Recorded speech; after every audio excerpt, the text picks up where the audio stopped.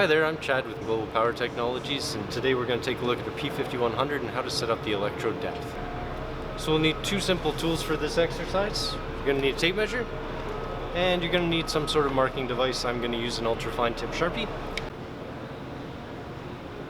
So first thing to remember before dealing with any electrical device is making sure that any station battery is disconnected from the customer output. That is terminals 7 and 8 on this terminal block over here, and also making sure that your fuel pressure is at 0.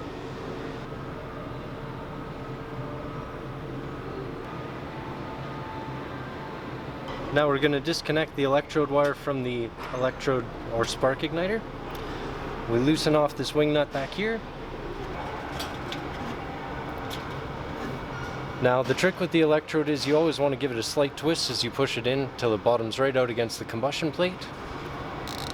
Take your trusty marker, and we're actually going to want to mark right on the electrode against that air box.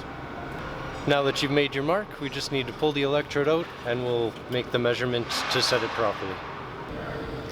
Alright, so now that we have the electrode out of the generator, we just want to take that mark and actually mark between 1/8 and 1/4 inch into the burner. So we're actually going to cut the difference and just do 3/16 right like that. So now that you've got the marking from the electrode fully bottomed out and the marking that we measured based on the numbers in the manual, we're just going to insert it into that air box right up to that line. So now the opposite of how we took it out, we're just going to put it back in. Just remember that little trick of giving it a twist every now and then just to make sure you don't bind on your way down.